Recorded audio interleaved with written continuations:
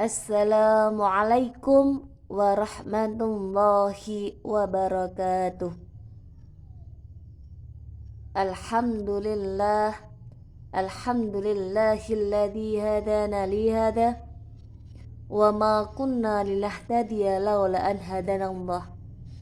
Asyhadu an la ilaha illallah wahdahu la syarika lahul khaliqul insan wa asyhadu anna muhammadan abduhu wa rasuluhu fasikhul lisan. Allahumma sholli wa sallim wa barik ala sayyidina nabi akhir zaman sayyidina maulana Muhammad wa ala alihi wa ashabihi wa min tabi'ahum min ummati khairil anam, amma ba'du. Pada kesempatan kali ini kita akan membahas sedikit tentang ilmu. Ilmu itu merupakan satu kesatuan di dalam kehidupan ini. Tanpa ilmu, maka apa yang akan kita lakukan akan sia-sia. Man arada dunya fa'alaihi bil ilmi wa man arada al-akhirah fa'alaihi bil ilmi wa man aradahuma fa'alaihima bil ilmi. Barang siapa yang ingin kebahagiaan dunia, maka dengan ilmu. Bahkan siapa yang ingin kebahagiaan, menginginkan kehidupan di akhirat, maka dengan ilmu. Dan barang siapa yang menginginkan kebahagiaan keduanya di dunia dan di akhirat, maka juga dengan ilmu.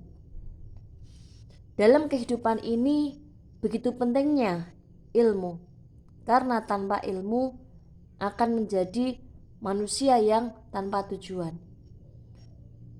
Contoh kecil yang mungkin contoh ini dianggap guyonan bagi sebagian orang.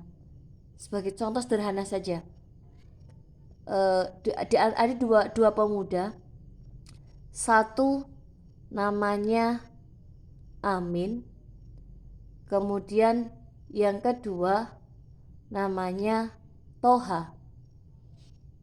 Ketika dua orang itu sedang berselisih, kemudian mereka berdua datang ke masjid untuk ikut sholat jamaah. Ketika imam selesai membaca Al-Fatihah sampai waladhdallin, semua menjawab amin. Nah, karena si Toha sama si Amin sedang bermasalah, dalam pikirannya dia dongkol. Loh, kenapa semua menyebut nama Amin? Nah, akhirnya pada rakaat kedua setelah imam membaca waladhdallin dengan keras dan pedenya, yang namanya Toha menjawab Toha, padahal yang lainnya menjawab amin. Nah, itu contoh sederhana.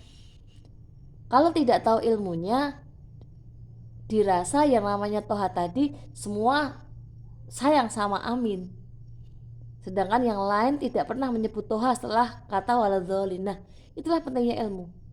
Sederhana, tapi kalau kita tidak mempunyai ilmu, maka akan tidak ada artinya. Bahkan ada satu istilah, tidurnya orang berilmu itu lebih baik daripada ibadahnya orang yang tidak berilmu. Kenapa? Karena orang yang berilmu itu ketika mau tidur, dia berniat, ya Allah, semoga tidur hamba ini menjadi berkah. Tetapi kadang orang yang tidak berilmu, mereka beribadah sepanjang hari, tapi tidak ada niat dalam hatinya, apapun yang terbaik menurutnya. Maka begitu pentingnya ilmu dalam kehidupan kita. Makanya Nabi pernah bersabda, carilah ilmu walaupun ke negeri Cina. Nah, di sini dalam hal ini ada dua hal. Kalau tidak mau belajar, ya silahkan mengajar. Kalau tidak mau mencari ilmu, silahkan memberikan ilmu apa yang kita bisa lakukan. Bahkan ketika orang berilmu itu semua jadi pahala. Bagaimana tidak? Ketika mau masak, dimulai dari membersihkan beras, dia punya ilmu, dia berniat, ya Allah, semoga dengan makanan ini keluargaku nanti sehat walafiat, diberi keberkahan dari makanan ini.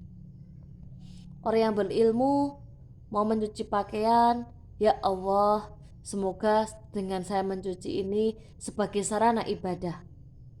Membersihkan rumah, dia berniat membersihkan hati, biar rumahnya itu menjadi keberkahan kebahagiaan bagi keluarganya. Bahkan orang berilmu itu ketika mau tidur saja dia punya niat yang menjadikan pahala. Ya Allah, sebelum saya tidur saya sudah memaafkan semua kesalahan orang-orang kepada saya, dan saya ridha atas apa yang saya lakukan hari ini. Begitu bangun, orang yang berilmu pasti punya niat, ya Allah, hari ini saya akan berbuat baik pada siapa saja. Ya Allah, hari ini saya tidak akan menyakiti orang lain.